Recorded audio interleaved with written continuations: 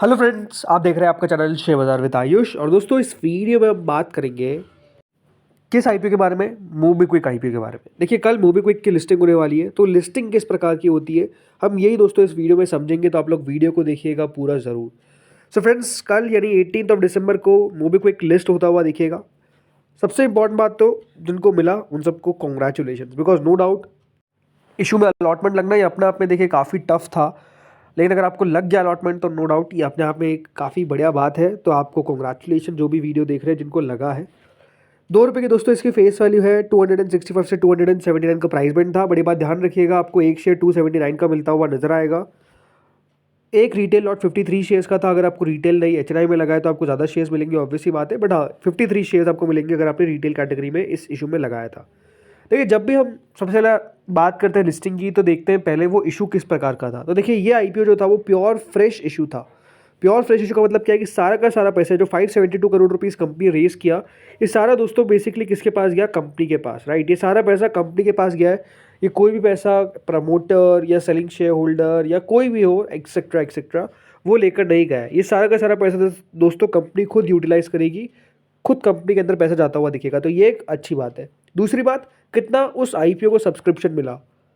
तो सब्सक्रिप्शन के लिए आते देखिए, सबसे बड़ी बात क्या होती है कि क्यूआईबी कितना पैसा लगा रहे हैं। तो दोस्तों, इस आईपीओ में तो जो क्यूआईबी थे उनके द्वारा काफ़ी अच्छा सब्सक्रिप्शन आया। ऑलमोस्ट 126 गुना क्यूआईबी ने इस इशू को भरा। ऑलमोस्ट क्यूआईबी के द्वारा दोस्तों 21,590 करोड़ रुपए जो है वो लगाए गए। अब ये बात ध्यान रखिएगा, क्यूआईबी में होता कौन कौन है, राइट। तो देखिए, क्यूआईबी को आप देख सकते हैं, ऑलमोस्ट 77 करोड़ 38 लाख शेयर्स के लिए बिड हमको आती हुई देखने को मिली। उसमें मेजरली कौन कौन था? इसमें देखिए, एफआईज थे, डीआईआईज थे, म्यूचुअल फंड्स थे और अदर्स थे। अब हमेशा बात ध्यान रखिएगा, हमको देखना रहता है कि कौन वो वल्नरेबल है जो देखिए शेयर्स में सेलिंग ला सकता है। देखिए, बहुत देखा गया है जो डोमेस्टिक फाइनेंशियल इंस्टीट्यूशन है, जैसे बैंक्स, यहाँ पे फाइनेंशियल इंस्टीट्यूशन या फिर इंश्योरेंस कंपनीज, मेजरली दोस्तों ये फ्लिपर्स होते हैं। फ्लिपर्स का मतलब क्या है कि देखिए, बैंक्स लगाता है आईपीओ में only to earn the profit. जो लिस्टिंग गेन मिल रहा होता है वो लेकर दोस्तों बैंक्स जो है वो बेसिकली निकल जाते हैं। तो ये बात इस आईपीओ के अंदर भी दोस्तों बहुत प्रोमिनेंट है कि अगर किसी की तरफ से सेलिंग आएगी तो वो दोस्तों बैंक्स हो सकते हैं, एफआईज हो सकते हैं या फिर इंश्योरेंस कंपनी हो सकते हैं। एफआईज कह रहा हूँ, एफआईज नहीं, एफआईज। ये जो फॉरेन इंस्टीट्यूशन इन्वेस्टर्स है ये तब भी देखिए होल्ड कर सकते हैं, ज़रूरी नहीं कि होल्ड करें, कर सकते हैं। लेकिन म्यूचुअल फंड्स और बाकी के जो अदर कैटेगरी है वो दोस्तों यहाँ पर कह सकते हैं, उनका ज़्यादा नहीं कह सकते, अदर्स भी मेजरली बेच देते हैं लिस्टिंग पर। तो होता क्या है ना, इनकी द्वारा सेलिंग प्रेशर हमको थोड़ा सा देखने को मिलता है। बिकॉज ये अभी हिस्ट्री रही है कि दोस्तों जो बैंक्स है ना, उन्होंने बहुत जल्दी अपना मुनाफा बुक किया है। और जब दोस्तों वो मुनाफा बुक करने जाते हैं तो होता क्या है, स्टॉक में थोड़ा सा प्रेशर क्रिएट होता है। बाकी एचएनआई कैटेगरी ने करीबन 114 गुना सब्सक्राइब किया, रिटेल ने करीबन 140 गुना सब्सक्राइब किया और टोटल मिलाकर 125 गुना आईपीओ सब्सक्राइब हुआ। तो कंपनी को रिस्पांस तो काफ़ी ट्रेमेंडस मिला है। अब देखिए, जब इतना ट्रेमेंडस रिस्पांस मिलता है तो एक और बात निकल कर आती है कि हो सकता है कि आपको फॉलोअप बाइंग देखने को मिले। अब कितनी फॉलोअप बाइंग देखने को मिलती है अपने आप में एक सवाल है, बट वो हम देखते हैं होता क्या है। एक पॉजिटिव बात आप ले सकते हैं इस आईपीओ के लिए कि इस आईपीओ में दोस्तों जो एंकर इन्वेस्टर्स का पोर्शन था उसको 45% दोस्तों शेयर्स जो है वो एलोकेट किए गए। अब ऐसा क्यों? बिकॉज दोस्तों इसमें जो रिटेल पोर्शन था वो मात्र 10% का आपको देखने को मिला। तो 45% ये जो एंकर इन्वेस्टर्स है, पहली बात ये अपने स्टॉक सेल नहीं कर सकते। तो एक बात क्या होगी कि दोस्तों इस आईपीओ के अंदर आप कह सकते हैं जो फ्री फ्लोट मार्केट में है वो 45% तो है ही नहीं। रिमेनिंग दोस्तों बचता है 55%। अब जरूरी नहीं कि 55% में सब बेचे, ऐसा तो होगा नहीं। तो आप कह सकते हैं कि इसके अंदर एक फ्री फ्लोट की जो बात है, समस्या नहीं कहूँगा मैं, फ्री फ्लोट कम होने से भी दोस्तों स्टॉक्स में थोड़ी सी तेजी हमको देखने को मिल जाती है। ये काफ़ी बार देखा गया है। तो इस आईपीओ में फ्री फ्लोट याद रखिएगा कम है। अब तीसरी चीज़ पे आते हैं दोस्तों, वो क्या है कि कितना इसका फंडामेंटल स्ट्रॉन्ग, राइट।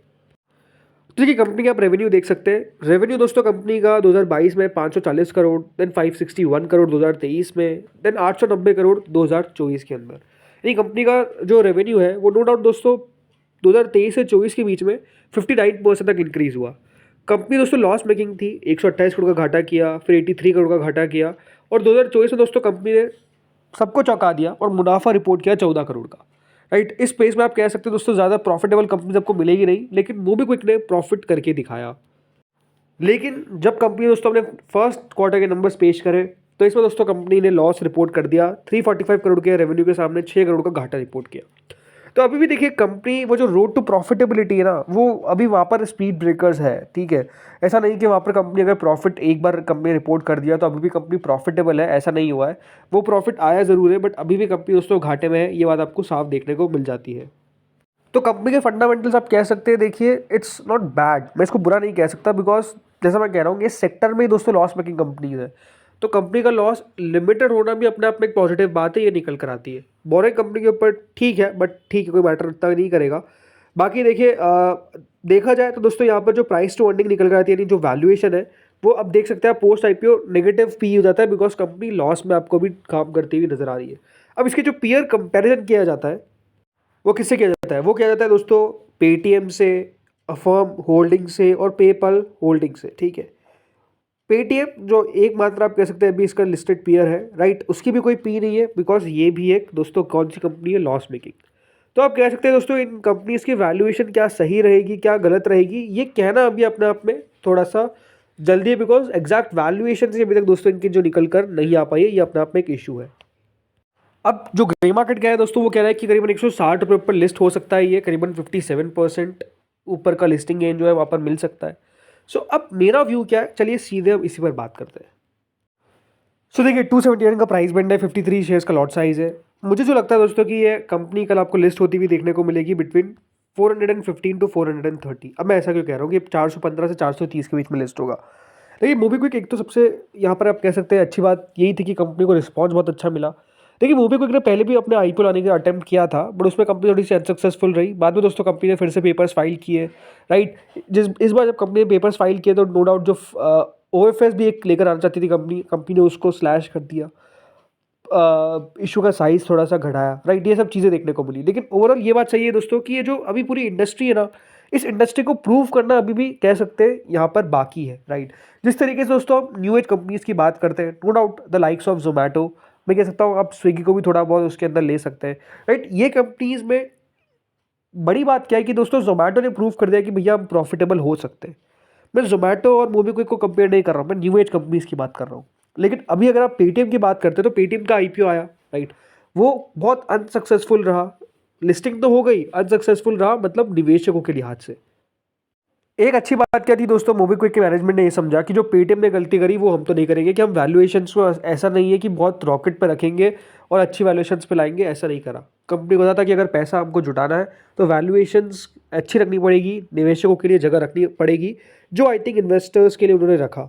इसलिए मेरे साथ दोस्तों ये कल 50 से 55% का लिस्टिंग गेन दे सकता है। रीज़न क्या है, वैल्यूएशंस में थोड़ी सी यहाँ पर कंपनी ने सही सोचा और जगह रखा। इसे 415 से 430 के बीच में दोस्तों मुझे लगता है कि ये कहीं लिस्ट होना चाहिए। हाँ, ये बात अलग है दोस्तों, अगर कल बाजार का मूड माहौल फिर खराब रहा, जिस तरीके से आज एफआईआईज का डेटा निकल कर आया है, अपने आप में देखिए एफआईआईज ने आज तो भारी बिकवाली करी है, राइट। अभी आपको पता है इंपॉर्टेंट इवेंट है फेड का, तो आई थिंक वो एक बड़ा यहाँ पर पॉइंट है कि बाजार किस तरीके से करेगा। बट अगर आपको मोबीक्विक का अलॉटमेंट लगा है तो आप ये निश्चित रहिए कि आपको मुनाफा होगा। कितना होगा ये देखने वाली बात है, बट मेरे हिसाब से 50 से 55% के बीच में मुनाफा होना चाहिए। क्या आप होल्ड कर सकते हैं? देखिए अगर आपका नज़रिया है 3 से 5 साल का तो ठीक है, अदरवाइज मैं होता तो मैं देखिए एक बार प्रॉफिट बुक कर लेता और थोड़ा सा वेट करता कि हाँ कंपनी का मैनेजमेंट को देखूँ कि हाँ कब कंपनी प्रॉफिट जो है वो लगातार रिपोर्ट करेगी। एक क्वार्टर की बात नहीं है, राइट। लगातार कंपनी अगर मुनाफा अगर रिपोर्ट करेगी तो ज़रूर दोस्तों यहाँ पर हम कह सकते हैं कि कंपनी में निवेश किया जा सकता है। अदरवाइज मेरे हिसाब से अभी कंपनी ऐसा नहीं कि बिल्कुल उस स्टेज पर है जहाँ पर अब लॉस नहीं होने वाला है, ऐसा नहीं है जो मुझे नज़र आता है। तो वो देखने वाली बात इंटरेस्टिंग रहेगी। बाकी जैसा मेरा व्यू था वो मैंने क्लियर कर दिया। जिनको नहीं लगा, I think wait and watch करना सबसे ज़्यादा ज़रूरी है अभी इस स्टेज पर। अगर आईपीओ की लिस्टिंग अगर इतनी अच्छी हो जाती है तो डेफिनेटली एंट्री लेने का ज़्यादा मतलब बनता नहीं है। तो दोस्तों इस वीडियो में इतना ही था। होपफुली वीडियो आपको बढ़िया लगा होगा। अगर लगा तो लाइक कर देना, चैनल से पहली बार जुड़े सब्सक्राइब कर देना। Thank you friends for watching this video.